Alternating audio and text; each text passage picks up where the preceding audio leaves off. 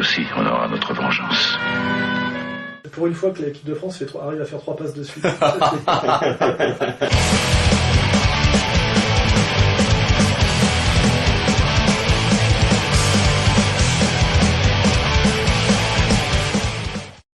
Cinq ans après la polémique concernant la parution du livre noir de la psychanalyse, le philosophe Michel Onfray refait un procès à Freud en publiant un ouvrage où il l'accuse d'être un imposteur ayant créé une mythologie ascientifique incapable du moindre résultat clinique. Dans votre ouvrage Sociologie du dragueur, vous faites une analyse psychanalytique du dragueur par le biais d'un concept freudien qui est celui de l'Oedipe. Donc, quel est selon vous l'apport intellectuel de cette pensée et quelle est votre critique de la psychanalyse ? Alors déjà dans Sociologie du dragueur, comme dans Vers la féminisation, je fais aussi, à la fois j'explique en quoi l'Oedipe est quelque chose qui existe, ce qu'on appelle un Oedipe laïque fondé sur la praxis, c'est-à-dire le rôle structurant du père et de la mère sur la psychologie de l'enfant. En plus je différencie l'Oedipe féminin de l'Oedipe masculin, qui n'est pas la même chose. Et en même temps je montre comment cette vision qui peut être pertinente sur le plan de la psychologie individuelle et de la psychologie familiale devient une escroquerie lorsqu'elle prétend expliquer le social et l'économique. Donc à la fois je valide le côté intéressant de l'Oedipe, et en même temps j'en montre toute la limite, et c'est pas moi qui le pense, ça, dès le départ ces critiques ont été faites en fait de deux côtés. Le freudisme a été critiqué de deux côtés très opposés. Ça a été critiqué par l'extrême droite comme charlatanerie juive et par les marxistes sérieux comme métapsychologie bourgeoise. Donc il y a deux manières de flinguer le freudisme traditionnellement. C'est de dire que c'est de la psychopathologie juive, c'est la ligne Hervé Ryssen récemment, et puis une manière beaucoup plus sérieuse et beaucoup plus embêtante pour les freudiens qui est de le critiquer au nom de la philosophie, au nom de la psychologie clinique sérieuse, etc. Et pour ça, les grands auteurs, c'est Henri Vallon, René Zazot, Émile Jallet, Michel Clouscar l'a fait aussi, Piaget d'une certaine façon. Voilà, bon. Donc en fait, Onfray ne fait que reprendre, en s'appuyant, en bénéficiant du travail qui a été fait par les cliniciens, parce que le livre noir de la psychanalyse, c'était un livre qui critiquait la psychanalyse à partir d'arguments de cliniciens et de médecins qui travaillent sur la chimie, quoi. Et Onfray, lui, reprend en fait refait le travail en philosophe. Donc en fait, il reprend un boulot qui a été fait de longue date, déjà par moi, je l'ai fait, dans Vers la féminisation et Sociologie du dragueur. Il y a des textes très précis sur à quoi sert la psychanalyse, etc., comme idéologie bourgeoise. D'ailleurs, l'idée que j'ai reprise à Clouscar, c'est que le rôle de la psychanalyse, c'est de produire de l'inconscient. C'est-à-dire que ça produit de l'inconscience bourgeoise. C'est-à-dire, la théorie, elle est simple, c'est que le bourgeois allongé sur un canapé redevient une victime de son père et de sa mère, et ça lui permet d'oublier que dans la vie réelle, il est un prédateur du prolétariat et que c'est un exploiteur. Et en fait, toute la psychanalyse a pour but de transformer un prédateur économique en victime psychologique, c'est-à-dire que ça crée un confort chez le bourgeois de se pouvoir se poser en victime, et deux, de justifier toutes ces actions parasitaires comme des actions de résistance et de lutte contre l'oppression du père. C'est-à-dire, en général, toute l'immoralité bourgeoise peut se justifier comme travail comme travail sur soi pour se guérir des interdits. Donc en fait, à la limite, le freudisme peut valider tout le comportement libertaire absolument insupportable du cadet de la bourgeoisie 68 art immature, en disant qu'il lutte contre le meurtre, l'autorité du père, ce qui est toute l'histoire du cinéma italien des années 70, et qui est la propre histoire de Michel Onfray. Michel Onfray est un philosophe qui vient de la pensée libertaire et qui s'est servi toute sa vie, avant de voir la lumière, du freudisme pour justifier son attitude de petit bourgeois parasite libertaire au nom du freudisme. Et en fait, c'était l'analyse de Michel Clouscar, qui était très fine. Donc le rôle du freudisme, qui est une métapsychologie bourgeoise, c'est de produire de l'inconscient pour que le bourgeois, caché derrière cette inconscience, ne prenne pas conscience de sa réalité de prédateur face au monde du travail. C'est-à-dire, c'est habiliter tout un comportement parasitaire au nom de la transgression. Donc cette critique marxiste du freudisme a toujours été faite depuis très longtemps, elle a toujours beaucoup gêné les freudiens. Et effectivement, la réponse des freudiens, c'est toujours la même.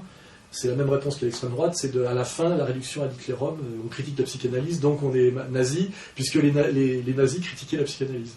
Hein, donc ça a été pour eux un jeu assez facile. Avec Onfray, c'est plus difficile, parce que pour la première fois, cette critique est faite par un philosophe qui a une formation de philosophe, et qui en plus vient, en réalité, même s'il ne le dit pas lui-même, Onfray vient du freudo-marxisme, et même pas du marxo-freudisme, il vient du freudo-marxisme.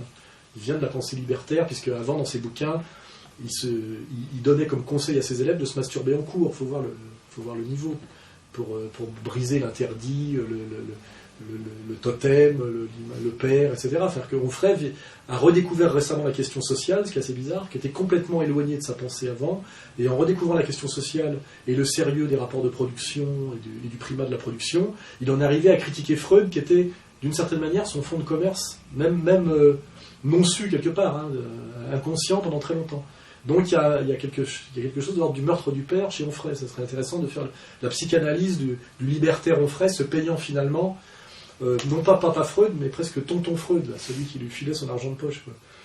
Et évidemment, ça agace deux catégories de gens, les psychanalystes, parce que la psychanalyse est un commerce, comme chacun sait, parce qu'il ne faut pas oublier que Freud a validé dans sa théorie le fait qu'il fallait payer pour être guéri.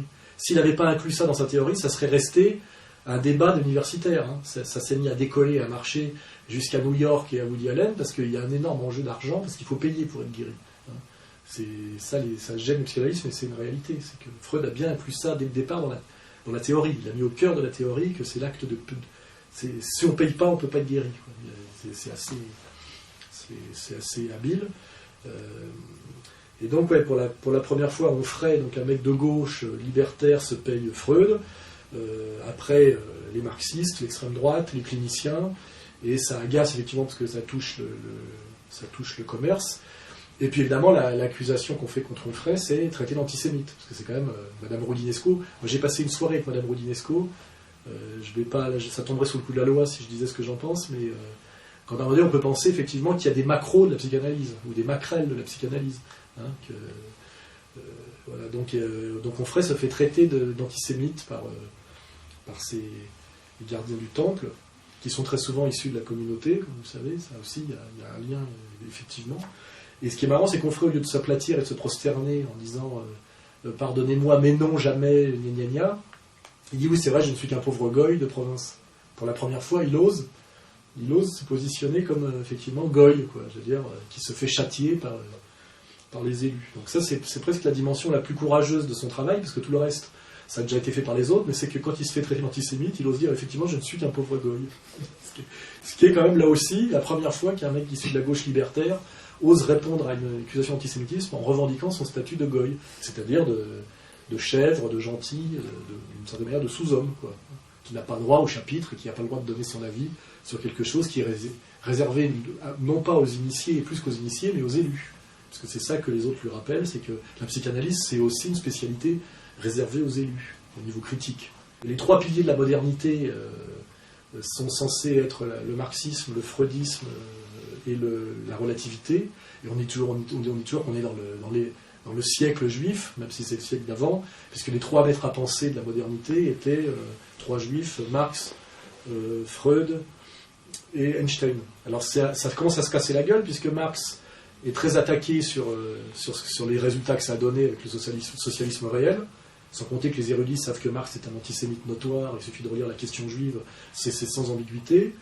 Einstein commençait à être contesté, non pas sur la théorie, mais sur le fait qu'il l'aurait piqué à Poincaré et à deux autres dont le nom m'échappe, là, parce que je n'ai pas vérifié le dossier juste avant, mais qui sont deux autres éminents penseurs qui sont des Allemands, et qu'en fait, E égale MC2, c'est Poincaré, par exemple. E égale MC2, c'est pas Einstein.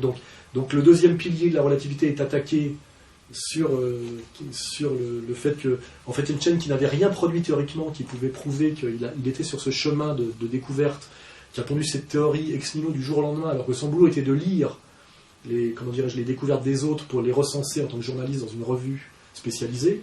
Donc il y a de fortes présomptions pour qu'il ait simplement piqué le truc de Poincaré dans un contexte de guerre froide franco-allemande, et qu'il a bénéficié de tout le tambour de la science allemande pour reprendre le prestige sur lui, alors que Poincaré, qui allait bientôt mourir et qui était un penseur français était du côté des perdants de l'histoire scientifique. Donc ça fait un deuxième pilier qui s'écroule. Après Marx, c'est le pilier Einstein. Quant à Freud, pareil, je crois que c'est pas le mot charlatan, c'est le mot affabulateur qu'emploie d'ailleurs comment il s'appelle, Onfray. Il dit que c'est un affabulateur. C'est vrai qu'il a menti, il a triché, etc. Bon, mais les penseurs sérieux ont toujours pensé que la métapsychologie freudienne ne tenait pas la route sur le plan épistémologique.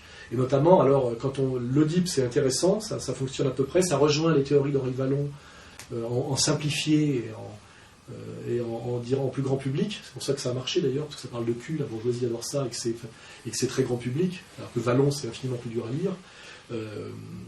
Mais là où le freudisme est une théorie catastrophique, c'est sur le totémisme. C'est-à-dire que dès que le freudisme prétend faire de la théorie sociale, c'est-à-dire que l'approche sociale du freudisme, c'est le totémisme. Et là, on est dans le grotesque. Hein. Il faut lire Totem et Tabou, et il faut lire Malaise dans la civilisation pour montrer à quel point le freudisme, c'est vraiment de la merde quand ça prétend parler d'autre chose que de psychologie familiale. Hein. C'est-à-dire de rapport de papa, maman et les enfants. Hein. C'est papa, maman et moi. Mais papa, maman, la bonne et moi, d'ailleurs, là tu fais rentrer les rapports de classe, déjà ça marche plus. Mais, et donc c'est le troisième pilier qui s'écroule, et puis la petite cerise sur le gâteau, c'est que le dernier livre que Freud a écrit, c'est Moïse et le monothéisme, l'homme Moïse et la religion monothéisme, qui est l'apport du freudisme à l'antisémitisme. C'est-à-dire c'est justifier l'antisémitisme par la théorie du totémisme. Paris vient d'inaugurer récemment l'esplanade Ben Gurion en compagnie du président israélien Shimon Peres. À cette occasion, on a vu un Delanoë assez hystérique qui a réaffirmé qu'il assumait et qu'il revendiquait la légitimité du combat de Ben Gurion, qui selon lui était un chef de guerre pour que l'État d'Israël puisse survivre. Que pensez-vous de cette déclaration de Bertrand Delanoë et des manifestations pro-palestiniennes qui ont suivi cet événement? On a vraiment l'impression, c'est une faute de goût, quoi. Normalement on ne devrait pas se mêler de ça, au minimum. Le maire de Paris n'a pas inauguré, n'a pas rentré, déjà pas rentré dans ce débat de savoir si Ben Gurion c'est bien ou pas bien, c'est pas français, ça n'a rien à voir avec Paris et son histoire, et surtout valider le sionisme aujourd'hui à travers en plus ces chefs de guerre, pas à travers des intellectuels qui auraient pu apporter quelque chose, au moins avec un petit vernis de gauche, quoi, mais c'est vraiment une déclaration de guerre aux gens qui sont tout autour de Paris et qui sont les Maghrébins pauvres, souvent de confession musulmane. On a l'impression qu'il y a une ville qui serait une ville bourgeoise, sioniste et juive, et entourée de pauvres musulmans. Vraiment, si on voulait vraiment créer des tensions, s'y prendrait pas autrement. Je pense que normalement, Delanoë, maire de Paris, ne devrait pas se mêler de ça. Il y a déjà une place Théodore Herzl qui n'a pas existé non plus. J'ai vu d'ailleurs que les plaques avaient été arrachées le lendemain. Plusieurs fois. Ça c'est très bien, oui. On n'a pas à se mêler de ça, c'est tout. Ça n'a rien à faire à Paris. On est censé normalement fêter et honorer des héros français. Ben Gurion, c'est pas un héros français. Au mieux, c'est un héros israélien. Voilà. Donc c'est vraiment... En plus, sur le terrain des droits de l'homme et de l'antiracisme, etc., c'est vraiment... Alors, je ne sais pas pourquoi Delanoë fait ça, s'il y a du sponsoring derrière, s'il est obligé. C'est scandaleux, c'est créer de la tension, c'est déshonorer un peu plus le personnel politique français, c'est afficher un peu plus son allégeance à un pays étranger qui contredit toutes les valeurs universalistes qu'on nous vend, et que Delanoë nous vend lui-même, les droits de l'homme, l'égalité raciale, etc., c'est une grave erreur politique, et c'est même plus que ça, quoi. C'est une provocation, et je pense même que à certains pro-sionistes intelligents et certains juifs, et beaucoup de juifs parisiens, n'ont peut-être pas envie de la part de Delanoë, de cette surenchère qui les met en porte-à-faux et contribue à la limite à créer de la tension inutile. Je sais pas, c'est ça qui est bizarre, c'est qu'aujourd'hui j'ai l'impression presque les juifs se font doubler à droite sur le sionisme par des goïs, quoi. Je veux dire, est-ce que les juifs ont demandé, est-ce que les juifs parisiens ont pétitionné pour qu'il y ait une place Ben Gurion, voilà d'où ça vient tout ça, quoi. Ils n'ont rien demandé, il me semble, ils n'en ont pas besoin, ils revendiquent pas, je veux dire, tout va très bien. Je ne comprends pas, aujourd'hui on a l'impression qu'on voudrait foutre les juifs dans la merde, on s'y prendrait pas mieux en faisant de la surenchère sioniste systématiquement. Ça crée de la tension, et je pense qu'en dernière instance, ça laisse supposer que les juifs demandent des monuments pour des guerriers sionistes à Paris, alors que si ça se trouve, ils ne sont pas demandeurs. Et que si on leur demande, ils disent on n'a pas Delanoë, il nous fout dans la merde. Voilà. La preuve, c'est que les plaques sont arrachées tous les jours, il y a des manifs, et ça alimente toutes les théories du complot. Voilà, il n'y a déjà pas besoin de ça. Voilà. Donc est-ce que Delanoë ne serait pas finalement en douce un antisémite? Est-ce qu'il ne ferait pas ça pour des raisons perverses? Concernant l'économie, à l'Assemblée nationale, hier soir, l'UMP et le PS viennent d'adopter le plan français d'aide d'urgence à la Grèce, soit près de 17 milliards d'euros de prêts accordés sur 3 ans, sur un total de 110 milliards annoncés par l'UE et le FMI. Malgré ce plan de sauvetage, on peut craindre un effet de contagion à d'autres pays de la zone euro, notamment l'Espagne. Quelle est votre analyse de la situation, sachant que la France est le 2e pays contributeur à ce plan de sauvetage, après l'Allemagne? On voit bien à travers cette affaire qu'on nous amène de force à un gouvernement européen avec un ministère de l'économie européen qui chapeaute toutes les nations d'Europe, avec un système de vases communicants où chacun devrait être solidaire économiquement des problèmes de l'autre, c'est-à-dire on va à marche forcée et sous prétexte de fragilisation et de déstabilisation d'un pays qui est la Grèce, déstabilisation qui a été provoquée, on va vers un gouvernement central européen avec un ministère de l'économie européen au-dessus des nations et des intérêts des nations. Puisque là, on prend de l'argent dans la poche des Français, même si on dit que c'est pas vrai, quand même on va faire du béno sur le prêt, etc., machin, comme si les Grecs allaient rembourser. Ce que je vois moi au bout, c'est qu'on va vers, de manière toujours truqueuse et malhonnête, vers un gouvernement européen avec un ministère de l'économie et des finances européen, gérant et chapeautant les économies de chaque pays. Alors comme chaque pays a des intérêts très divergents, des situations divergentes, etc., c'est forcément une violence pratiquement pour tous. Puisque, je crois que même Asselineau l'explique très bien, en réalité il n'y a pas d'intérêt commun européen. Il peut y avoir un marché commun à la limite en termes d'échange, c'est ce qui était au départ, mais il ne peut pas y avoir de gestion commune de 27 pays et même moins, qui ont en fait des économies différentes, des intérêts différents, des stratégies différentes, des débouchés différents, etc. Or, de centraliser, de faire une économie, un ministère de l'économie européen qui chapeaute les économies, parce que c'est en train d'être fait de tous les pays, et qui oblige notamment on paye déjà pour la Lituanie, alors maintenant on va payer pour la Grèce, etc. C'est ouvertement quelque chose d'irrationnel en réalité. C'est là où l'espèce de centralisation maximale devient totalement irrationnelle. Ça ressemble beaucoup à l'URSS, à la bureaucratie, ce qui a tué l'URSS, qui était la bureaucratie centralisée stalinienne. Et c'est très violent pour la France qui n'a pas besoin de ça. C'est très malhonnête parce qu'on nous force la main. Et ça montre bien que l'UE n'est jamais qu'un des relais pour aller au projet du nouvel ordre mondial, qui est le gouvernement mondial. Et à la fin, il y aura même un ministère de l'économie et des finances monde, voilà, ou d'un seul coup qui sera obligé de gérer en même temps les intérêts du Zimbabwe, de la France et de l'Afghanistan. C'est n'importe quoi, c'est contre la volonté des peuples, c'est contre leur intérêt. Donc après, il faut savoir qui tire bénéfice de tout ça. Visiblement Goldman Sachs et les banques qui prêtent. Parce qu'on ne dit jamais que les banques qui prêtent, normalement, c'est les banques là, centrales. C'est des prêts à 5%. Puis qui vont rembourser à 7, etc. Puis qu'on va même gratter 2 au passage. C'est pour ça que le PCF, dans son infinie malhonnêteté, a refusé de voter le plan, pas en disant que c'était une soumission, comment dirais-je, du gouvernement français à un gouvernement supranational, qui serait le gouvernement européen, dans le dos des citoyens, mais en disant que c'était scandaleux qu'on se fasse de la gratte sur le prêt qu'on allait faire aux Grecs, puisqu'on dit que la France emprunte à 5, prête à 7 aux Grecs qui eux seraient obligés d'emprunter à 9 parce qu'ils sont mal notés, et que du coup, dans 3 ans, on va rembourser, on va non seulement récupérer notre argent, mais récupérer 2%. Et le PC a refusé de signer ça, parce que ça serait scandaleux moralement qu'on fasse du bénéfice en allant aider la Grèce. C'est évidemment que l'argument est totalement fallacieux. Le PC n'a pas validé ça parce qu'il ne peut pas, par rapport à sa clientèle, se retrouver dans la ligne de Maastricht et de Lisbonne à ce point-là. Mais en fait, il y a d'autres raisons déjà de refuser ça. C'est normalement la Grèce devrait se prêter à elle-même si elle avait encore une banque centrale, comme c'était encore le cas de la France jusqu'en 1971 ou 13, je ne sais plus. Et comme c'était le cas des États-Unis qui ont initié le truc, avant que la Réserve fédérale devienne totalement autonome en 1912 ou 13.